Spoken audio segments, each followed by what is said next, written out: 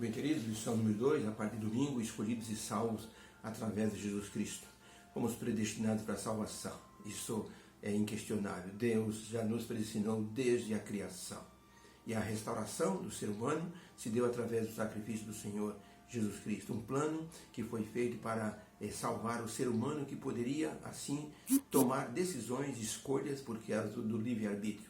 Deus deixou Lúcifer livre e ele escolheu o que escolheu. Deixou o ser humano livre e o ser humano escolheu seguir as insinuações da serpente. Por isso, Deus planejou que todos fôssemos salvos. Por isso, o apóstolo Paulo tinha uma gratidão muito grande. O tema de hoje é salvação e escolha através do Senhor Jesus Cristo. Um ministro na ilha de Tonga emocionou 600 jovens universitários que estavam ali para ouvir a palavra de Deus, fora as outras 200 que havia no auditório. Ele disse que estava feliz, grato a Deus pelas bênçãos espirituais. Deus havia salvo o seu povo do canibalismo para, assim, a monarquia real, celestial. Ele disse, Deus nos salvou, enviou o Evangelho, tirou o meu povo do canibalismo e nos deu, então, o título de cidadãos do reino. Ele disse, minha felicidade é muito grande. Nossa bandeira tem uma cruz vermelha no centro, para indicar como nós estamos trabalhando para levar outras pessoas de outras ilhas para o Senhor Jesus Cristo. 98% da ilha de Tonga é adventista do sétimo dia. Então, isso mostra o poder divino e a gratidão desse ministro do Evangelho que dizia, eu dedico minha vida à pregação do Evangelho e a levar esse Evangelho para os corações de pessoas que ainda não o conhecem. A gratidão em meu coração, disse ele.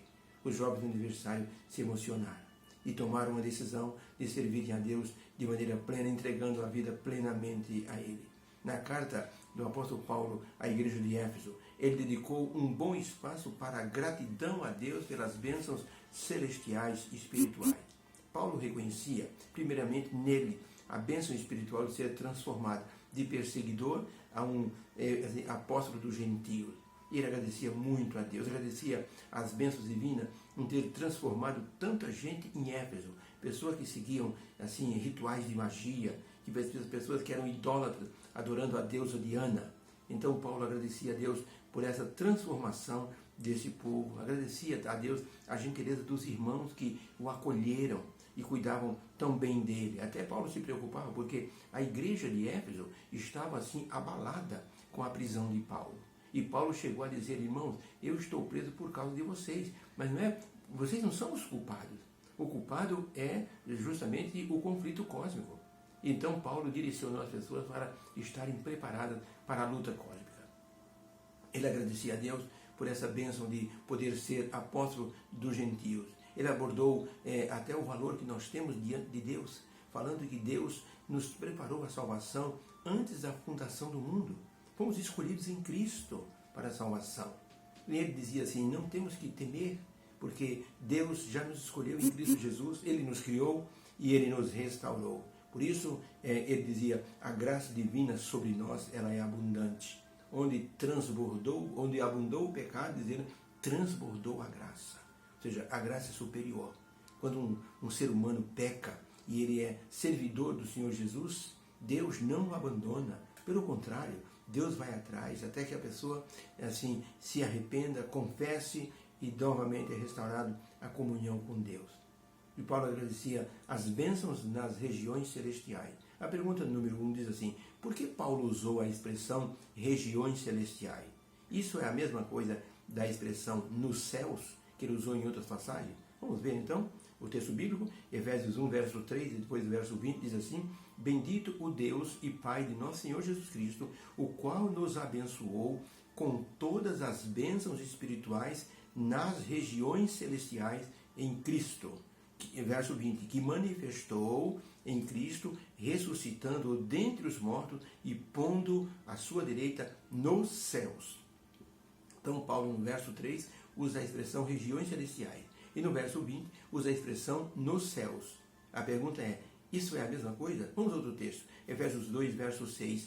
E também nos ressuscitou juntamente com Cristo e nos fez assentar nas regiões celestiais em Cristo Jesus. Outro verso, Efésios 3, verso 10. Para que agora, pela igreja, a multiforme sabedoria de Deus seja conhecida dos principados e potestades nos céus. Outro texto, Efésios 6, verso 12, porque nós não temos que lutar contra a carne ou sangue, mas sim contra os principados, contra as potestades, contra os príncipes das trevas deste século, contra as hostes espirituais da maldade nas regiões celestiais. Outro texto, Efésios 3, verso 15, do qual toda a família nos céus e na terra toma o nome. E por último, Efésios 4, verso 10, aquele que desceu é também aquele que subiu acima nos céus para cumprir todas as coisas. Então, a pergunta é, por que Paulo usou a expressão regiões celestiais e a expressão nos céus? O que significa isso e se isso é a mesma coisa? Resposta, Paulo usou essas expressões para representar o lugar onde Deus está, onde Jesus foi entronizado à direita do Pai, o lugar dos poderes divinos.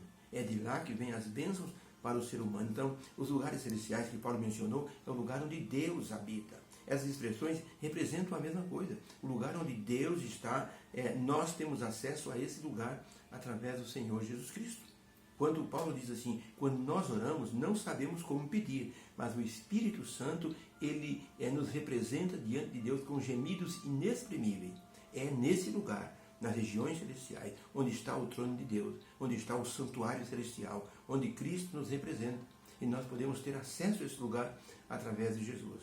O apóstolo Paulo diz que é nesse lugar que existe o conflito entre o bem e o mal, porque o mal não aceita a soberania de Jesus sobre o universo e contesta isso. E é nessa região, e dessa região, vêm as lutas contra aqueles que servem a Deus. Por isso, o Senhor Jesus é o nosso grande representante diante de Deus nas regiões celestiais. Abraham Lincoln tinha um filho chamado Ted Lincoln. Um dia, Ted Lincoln entrou no escritório do seu pai, do presidente Abraham Lincoln, e disse, papai, tem um homem lá fora chorando, e ele quer falar com o senhor, mas os guardas estão enxotando o homem, afastando.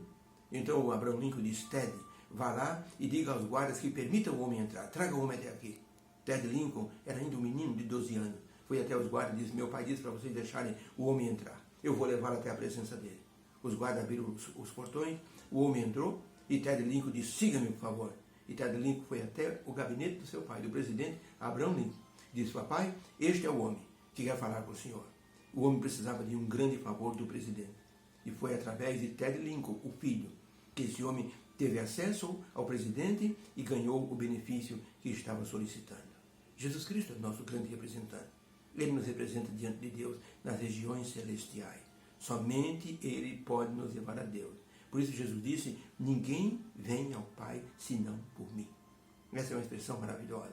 Aceito Jesus como meu Salvador, Ele me representa e me leva diante do Pai. E Ele assim intercede por nós quando nós pecamos.